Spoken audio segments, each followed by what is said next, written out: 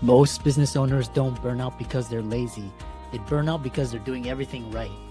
You start out with a skill, work hard, clients, revenues grows, things are working. And then without warning, everything slows down. You're making more money than ever, but somehow you have less time, more stress, growth stalls. Every problem in the business finds its way back to you.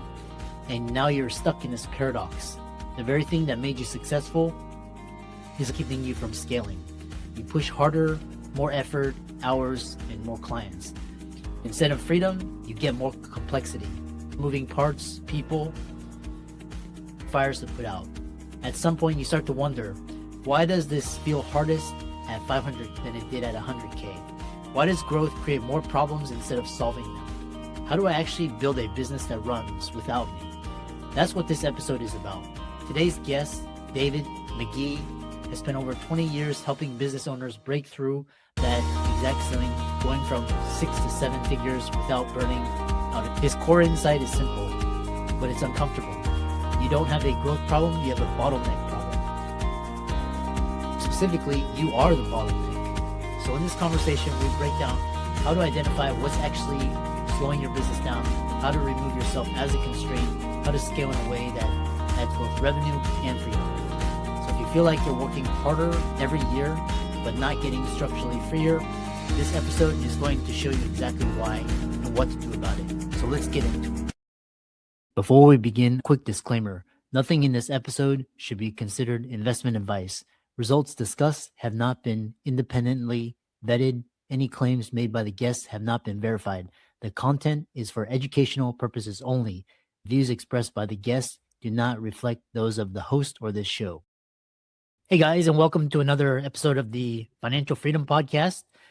Today, David McGhee, he's a business performance coach from New York City. We're going to talk about how business owners get unstuck, improve their performance, and achieve financial freedom. David, welcome. Thanks, Chris. Happy to be here. I enjoy your podcast. It's great to be a guest. Introduce yourself. We will dive into the questions.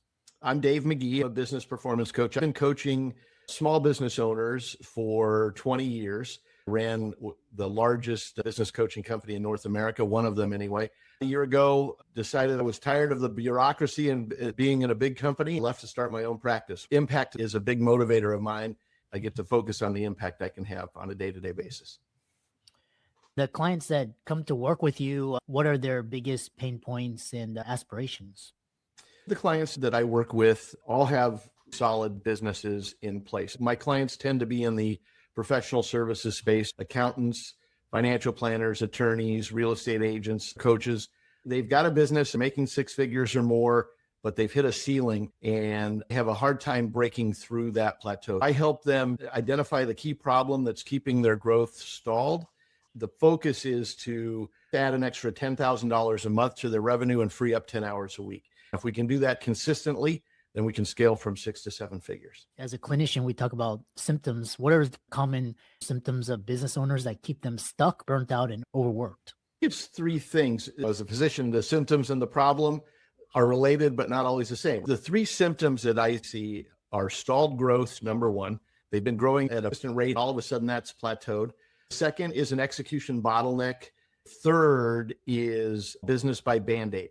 No time to stop and fix anything. I'm going to put a Band-Aid here, duct tape here, a little baling wire here. All of a sudden, I've got a super complex business. What we do is move from stalled growth to get them focused on driving growth.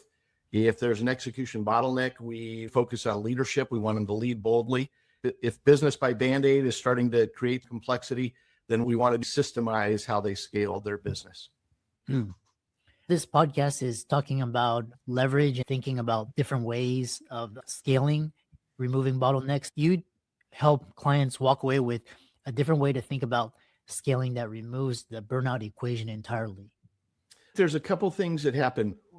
Here's where the burnout and the overwhelm comes for small business owners.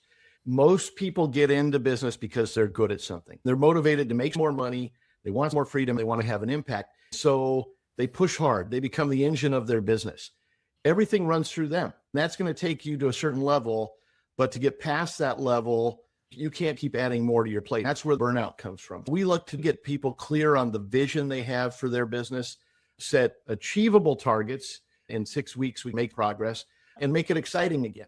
One of the big keys is we don't just add, we want to remove things. What got us to where we want to be, we've created complexity because it has to run through us. We remove that complexity. We can do that through systems, to your point on leverage, or people. What I find interesting, you mentioned business owners, it's hustle, grit, up to a certain point. Now, at what point does that start to not work and where a business owner needs to think differently? Is that at the $100K, $1 million mark? Great question. There's 4 phases of a business. I work with people in 3. The first phase is the build phase. That's anything under $120,000 a year. I get my clients to think in terms of monthly revenues. Anything under $10,000 a month consistently, you're in the build phase. In that phase, you want to be the engine. You focus on lead generation, sales conversion, and customer service. From $10,000 to $85,000 a month, that's the grow phase. That's where most small business owners live. Only 9% of all businesses in the United States, including large businesses, make $1 million or more. Most small business owners are in that grow phase. At a certain point, you'll know it. You can't be the engine anymore. I help people be the driver, not the engine. For some people, it might be $250,000. I'm working with a client right now. She's at $675,000. She's starting to feel the plateau. It varies by business, but it'll be somewhere between $10,000 and $40,000 a month where that plateau hits for most people. Above $85,000, you're making $1 million a year. You focus on leveraging systems at that point to scale. The 4th phase, I don't work with people on, but that's exiting your business. It's super important to have a plan for that too. Do you coach clients over this growth paradox where you talk about the businesses scaling the fastest are the ones that stop obsessing over growth? What happens is we keep putting the gas pedal on more income, more clients, but that's where business by Band-Aid comes from. We don't stop to fix any structural problems that the business may incur by growth. By focusing on growth, we create more complexity, more leaks in the system than we'll be able to handle. It's not that you want to not focus on growth, but you want to have a holistic approach at your business. For a lot of people, that bottleneck comes at a place where they need to start hiring team members. One of the things I hear from small business owners, I don't want to have a team because they don't want to lead the team. At that point, the solution to an execution bottleneck is to lead boldly. So we might work on developing leadership skills, helping you to become a better leader. This idea of infrastructure, if I'm trying to go from $10,000 a month to $40,000 a month, can I do it in a year? Sure. But I'm going to put a lot of strain on the infrastructure that's eventually going to slow us down. The process I work with my clients is called the level up. It's $10,000 a month is where we want to keep going. If I'm at $10,000, I want to get to $20,000 a month consistently. That allows me to tweak my infrastructure as I go. So it's not just growth. If I'm too focused on growth, I'm eventually going to stall out. When you get to $85K a month or 1 million ceiling, what are the most common problems that business owners make? First off, I like to say 1 million is the new 100K. When I started coaching people 20 years ago, I would ask somebody on a coaching call, how much do you want to make? And they would say $100,000. Then we'd go into why that was important to them. And turned out that some 80,000 would have been a great business and some needed to be at 150. Now I get people coming to me and they want to get to 1 million. I need to break through. When we ask the question why, they can't tell. So one of the mistakes is shooting for 1 million just for 1 million. I believe you should have a 7-figure aspiration, but keep in mind only 9% of all businesses hit that $1 million mark. But let's say, hey, I've got real good reasons to get to $1 million. The biggest mistake are 3 things people do. 1, they don't give themselves enough runway early on. When they're starting the business, they think the business is going to generate revenue for them right off the bat. They create a lot of pressure and stress on themselves. They need a big runway. As they're growing, the thing that people do that causes the most problems is they are slow to hire. When they do hire, they hire out of urgency. What happens is I'm resistant to hiring. No one's going to do it just like me. I can do it myself. Then it gets to a place where they can't. Now they need to hire and they've got no plan in place to hire. And that's the third thing. The last component of that is trying to scale too quickly. We've touched on that a little bit. You can scale systematically. It doesn't mean you won't have quantum leaps and big jumps, but trying to scale too quickly will put a strain on your infrastructure.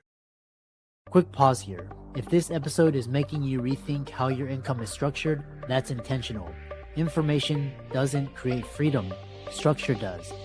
At the end of this episode, I'm going to show you how to diagnose whether you're building leverage or just scaling complexity. Let's get back into it. The most common things I hear from business coaches, such as yourself, is hiring and technology. I had lunch with my colleague the other day. She was telling me that every time she hires, something goes wrong in her business, and it's very painful. She attracts C players and not A players. The A players, when she does come, they leave her company. Either they start their own or another. What is going on there? Every incident will be different, but I think generalization is people tend to hire people instead of hiring for the role. One of the mistakes is, hey, I need somebody.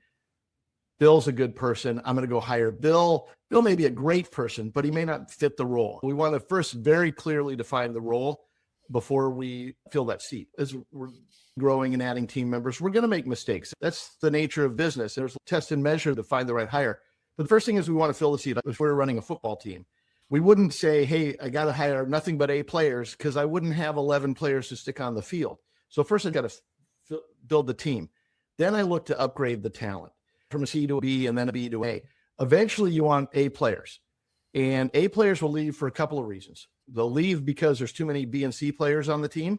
So you got to keep filling A players until you have an A player team, or they'll leave for other opportunities. You have to embrace that. Bobby Knight was a basketball coach for years. There are great coaches coaching who coached under Bobby Knight. Bobby Knight didn't say, boy, I lost a great coach, my team is going to suffer. He was happy for the person who left until they played each other. Then he wanted to beat them. But the A players are going to leave for good opportunities. Just keep filling with A players. Another common problem is, you mentioned the $1 million mark, and the business owner, they take your advice, remove the bottleneck, step aside, then their growth stalls even worse than when they were in burnout.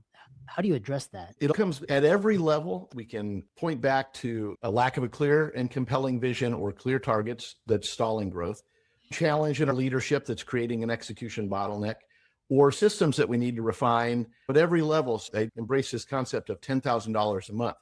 I'm at $20,000 a month. I work on my business. I get to where I'm consistently at $30,000 a month. My target's going to change to $40,000 a month.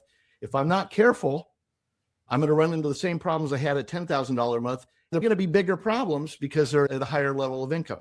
We go through a cycle and go, okay, what's causing it? Is it stalled growth, execution bottleneck, or is it business by Band-Aid? Then we go to work on fixing that. Do you see the future where business owners are employing technology over hiring? We're seeing it already, and it's good and bad. Too many people confuse the mechanism with the goal. People are flocking to social media, thinking that social media is a savior. Social media is just a tool. Before social media, it was radio, television, and newspaper. Before that, direct mail. Direct mail is making a resurgence, but all of those are just tools for a marketing and connection vehicle. If we get caught up in the tool is going to save us, we're in trouble. It goes back to that clear and compelling vision. What am I really trying to accomplish? What tools do I want to use to help me get there? I know people making over $1 million that don't use social media at all. And I know people who are killing it on social media. It depends on what you're trying to accomplish. Besides the fact that AI is automating, amplifying, making things more efficient, how do you see artificial intelligence impacting the future of your industry and how you work with clients? I would be nervous. There's a lot of people calling themselves coaches that aren't coaches. They're teachers or trainers. There's nothing wrong with that. There's a methodology of professional development, teacher, transfer of information. Training is a transfer of skill. Mentorship is a transfer of experience. Real coaching is a drawing out of potential. I had a woman call me out the other day. She said, "You're not a business coach." I said, "What?" She said, "My business is better than it's ever been, but you're not coaching my business. You're coaching me."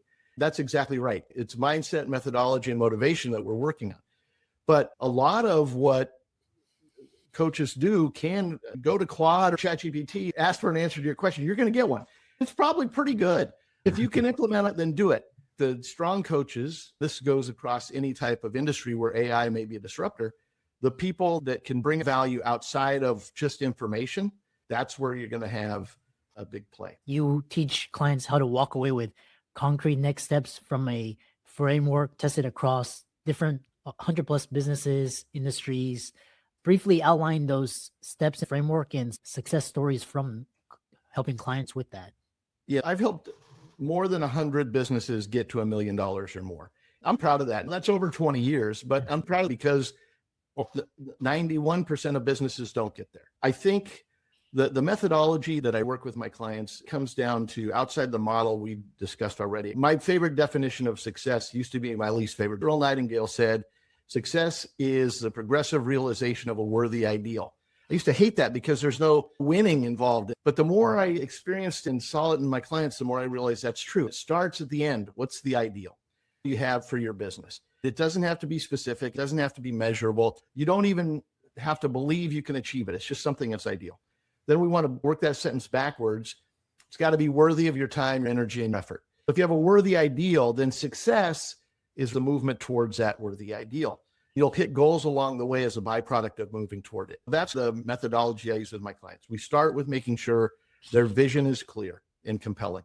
I don't like the term goal because it puts too much weight on a lot of people. If they miss a goal, they get discouraged. Oftentimes, if they hit a goal, they say, is that all there is?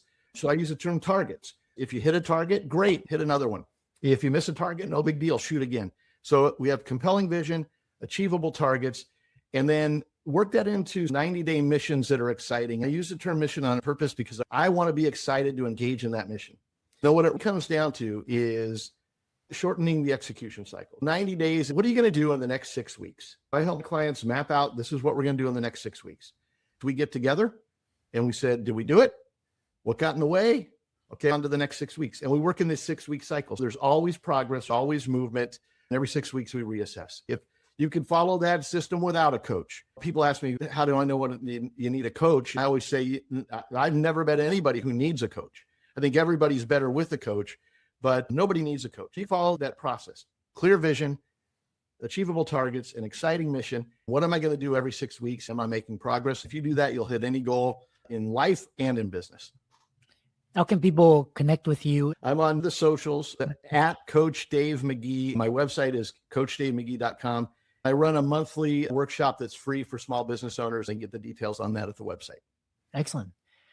Really great podcast. I really enjoyed it and delivered a lot of value to the listeners. Thanks, Chris. I really appreciate you having me on. Let's zoom out. If you're a physician, founder, or high-income professional, and you feel like you're working harder every year, but not structurally freer, you're not alone. The mistake isn't effort, it's architecture. This show exists to help you convert expertise into scalable leverage, faster and with fewer expensive missteps. Here's the diagnostic I mentioned before. If your income requires your constant presence, if your capital isn't compounding outside your profession, if your highest value talent is doing low value tasks, you don't have a growth problem, you have a leverage design problem.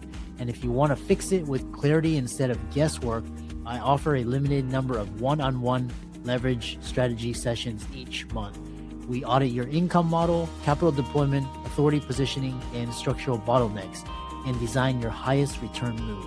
If you're serious about compressing years into months, the link to apply is below.